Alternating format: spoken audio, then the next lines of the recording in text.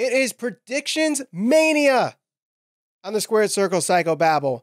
All this week, we're predicting shows of WrestleMania weekend, and we're starting with the G1 Supercard from Ring of Honor and New Japan Pro Wrestling. It's coming up next on the Squared Circle Psychobabble.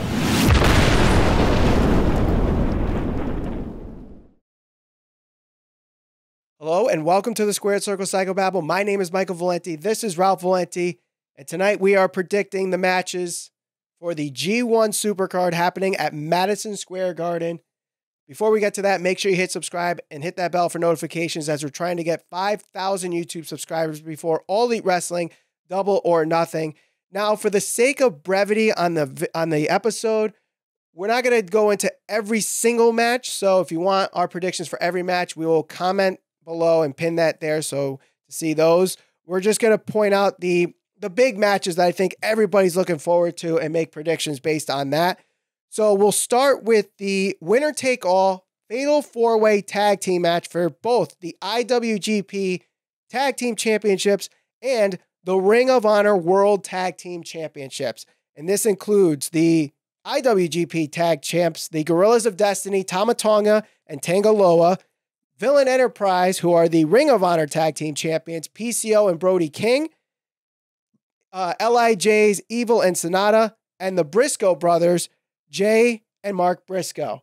This is going to be a great tag team match here. Yep, Ralph, for sure.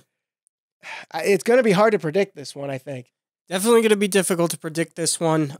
It always gets much more, for whatever reason, it always seems like they're more difficult to anticipate who's going to win, especially when there's multiple belts in multiple different promotions. Just because, you have to understand, like, if somebody from New Japan Pro Wrestling wins the titles from Ring of Honor, well, now they're going to be doing double duty and all of that stuff. So makes it much more interesting, makes the match more fun. Definitely going to be an exciting one, though. Who here, because none of these really have done both New Japan and Ring of Honor shows in the past. So I'd be hard to make an actual prediction on this. Now, Evil and Sanada won the tag titles at Wrestle Kingdom, and the Guerrillas of Destiny had them before they dropped them to LIJ.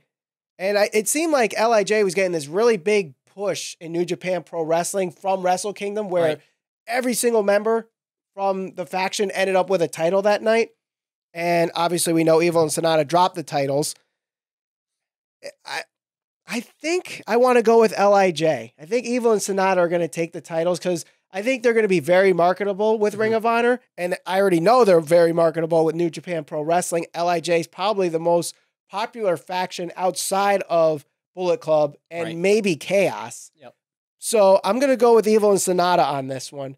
But I don't know, the Briscoes might take it too. And that's actually who I'm going to take. So I'm going to take the Briscoes. I think that, their time in Ring of Honor, being able to go over to New Japan and potentially defend the titles, whatever they decide to do with them, however they're booked going forward, I think they'll get some good exposure as one of the best tag teams, which they've kind of been one of the better tag teams that hasn't ever made it to like the WWE or made it big. It's kind of like it's like they're the underground band, if you will, right, of the tag team division. I think they're going to win. I think that Villain Enterprises, I think ultimately Marty Scurll, and we'll get to this when we talk about his match. I don't think he's going to be tenured with Ring of Honor too much longer. I think he's going to leave and go to All Elite Wrestling eventually. So I can't see them keeping the belts on PCO and Brody King. At least I can't see them winning this match. But they just won the 6-man tags too in Ring of Honor. They did, but I understand that, and I think they're trying to do that because, granted, they're giving Marty Scurll a push at the same time, and he could potentially be leaving, but I think they're almost trying to do that to divert the fans from, believing that he's going to leave. I think ultimately he is going to go to AEW, but as far as this match is concerned, I'm taking the Briscoes. All right, let's move on now to one that is strictly a New Japan Pro Wrestling match, and it's a singles match for the Rev Pro British Heavyweight Championship. Zack Sabre Jr., as the champion, defends against Hiroshi Tanahashi. Yep. And we saw this earlier this month at the New Japan Cup. And Zack Sabre Jr. beat Tanahashi in this match. So do we see the same thing happen in this match and he defends the title? I'm going to say yes. I think Zack Sabre Jr. is going to win this one here. All right. You know, I'm so accustomed to 50-50 booking. Right. Yeah, with WWE. With WWE, but New Japan Pro Wrestling doesn't necessarily book 50-50. And they do a great job of extending feuds. So I can see Zack Sabre Jr. also defending here. But Tanahashi is arguably the face of New Japan Pro Wrestling. He's like the John Cena of New Japan Pro Wrestling. Yeah. And with such a big show like this, where both companies are being showcased and they want to showcase the top stars, I don't necessarily think Sabre Jr. necessarily needs the win. And I think Tanahashi needs it more. So I think Tanahashi is going to actually take the win here. So our next match for the IWGP Intercontinental Championship, Tetsuya Naito, the leader of LIJ, goes against the newly signed New Japan Pro Wrestling guy, Kota Ibushi. This is going to be a fun one. It's going to be a fun one. I saw the match in the first round of the New Japan Cup, and it was an amazing match. I thought the guy who was going to win this match would end up facing Jay White for the IWGP Heavyweight Championship. That didn't happen. Naito, basically the story in this is that he disrespects the Intercontinental Championship. The way he carries it, he's just carrying it in his hand. He doesn't really care. He wants the Heavyweight Championship, so he just has this title just to have a title. And Kota Ibushi saying, you're disrespecting the championship. I'm going to win it and bring prestige and respect back to the title. Right. I like the storyline. And the fact that Kota Ibushi is signed exclusively with New Japan Pro Wrestling makes me believe they're going to start putting titles on him. Yeah. And it starts here with the Intercontinental Championship. Agree 100%. That's the point I was going to make. Now that he's not really a freelance wrestler and going from place to place, he's contractually obligated to performing with New Japan Pro Wrestling. I think that he's going to get the win. I think he'll carry the belt. And I think that we'll see Naito move on to bigger and better things, which we'll get into. All right. Now, this one here, I think, is the biggest roll of the dice of the night. And that is the three-way ladder match for the Ring of Honor World Heavyweight Championship. The champion, Jay Lethal, defends against Marty Scurll and Matt Taven in a ladder match in the building that made the ladder match iconic. Right. Madison Square Garden, WrestleMania 10, Shawn Michaels and Razor Ramon. Here we are, the 25th anniversary, and we're going to have a ladder match that some people might call just as iconic. We'll see. I honestly believe they are pushing Marty Scurll to the point that he is going to be the face of Ring of Honor, and this will be his culmination. I say he is going to win. So you're under the impression he wins and he stays in Ring of Honor? Yes. Okay. And this is why I'm making the decision that I'm making. I don't think Marty Scurll's staying. I think he's inevitably going to All Elite Wrestling. So him out of the picture, who do you pick? Do you pick Taven? I mean, if Scurll is not going to re-sign with Ring of Honor and he ends up leaving, I would go with Jay Lethal to stay and retain, simply because outside of him, who could be the face of Ring of Honor? Well, they're definitely giving Taven a push, and they're definitely making it seem like he could be a threat to, Jay Lethal's title reign. And I say that because the match they just had where they went over 60 minutes, or they went 60 minutes. 60-minute draw, Yeah, 60-minute draw. So that's got to play into this one way or another. So it's almost like, if they didn't intend to if they wanted to make Taven look strong, which they did, even in, somewhat of a defeat with the draw, it had to be for a purpose. So I think he's actually going to win this. I think he's going to win the title. You say Matt Taven is going to win? I say he's going to win. Wow. That's my risky pick, I guess you could say, for this card. Now, this match here, as much as I love Marty Scurll, I think this match could potentially be the one that disappoints the most the entire weekend.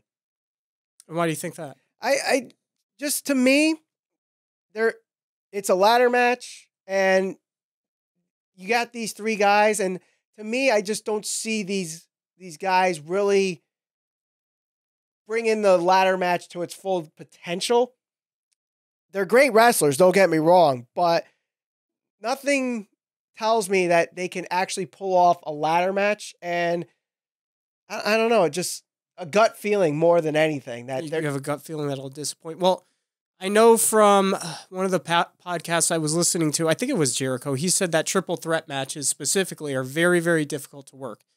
Adding the element in of the ladder and the stipulations surrounding that, I'm sure it makes it even more difficult. Mm-hmm. So I certainly understand where you're coming from with that, but I think these guys are all professionals. Somebody like Jay Lethal, he has a ton of experience. So, I wouldn't worry about that match so much. All right. Now, in my opinion. Let's move on to the main event, the IWGP Heavyweight Championship.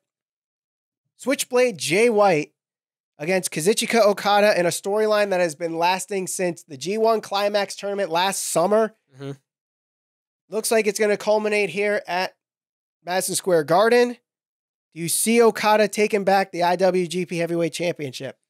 I do not. I think Jay White's going to win. I think Jay White, they're trying to establish him as one of the biggest guys, biggest names within New Japan Pro Wrestling. I said it in our last episode. I think that Jay White's going to have an amazing year. I wouldn't be surprised, like I said the last time, if he winds up within the top 10 in terms of the rankings for all of the professional wrestlers by PWI. I think that they're going to really try to establish him as like the next big guy, like kind of like fill the shoes of Kenny Omega. He had a really good match, a really good outing against Will Ospreay in his last match, and we know him and Okada can have great matches because we've already seen it before. But I think that Jay White retains. I see Naito moving into that main event level where he could potentially face Jay White, so that's why I said Naito. I see him dropping the title to Ibushi. Okay. I'm going to disagree and go with Okada because everybody makes the argument of who's the best wrestler in the world today. And the argument is usually Omega and Okada. Mm-hmm. To have Okada lose in this atmosphere, in this weekend at Madison Square Garden, when New Japan Pro Wrestling is finally really getting recognized as one of the top promotions in the world, with this guy being the reason for it, or one of the reasons for it, I don't see it. I think, especially because the IWGP Heavyweight Championship is the title that he had the longest reign for, 720 days. Does he necessarily need a title reign now? No, but you can quickly take the belt off him after 6 months. Right. And I know the IWGP Heavyweight Championship isn't necessarily hot potatoed, but I don't see Okada losing, especially the way they've been booking this story. White beat him in the G1 Climax. Yep. White beat him at Wrestle Kingdom. I don't see them having Jay White beat him a third time. And unless it's Naito, who else can take the belt off of Jay White? There's a lot more people that could take the belt off of Okada, I think, than they could off Jay White. I don't know. That's just my opinion. So in our predictions here, just to wrap it up really quick, I have LIJ, you have the Briscoes. I have Tanahashi, you have Zack Sabre Jr. I have Ibushi, you have Ibushi. Yep. For the Intercontinental Championship. You have Matt Taven, I have Marty Scurll. You have Jay White, and I have Kazuchika Okada. And of course, the rest of our predictions will be linked in the comments below. And we'll also put them in the description if you're listening on on your favorite podcast provider.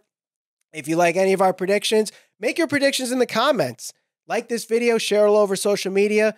We're on Instagram, Facebook, and Twitter at SCPB Podcast. Subscribe, hit that bell for notifications as we're trying to hit 5,000 YouTube subscribers before All Elite Wrestling Double or Nothing.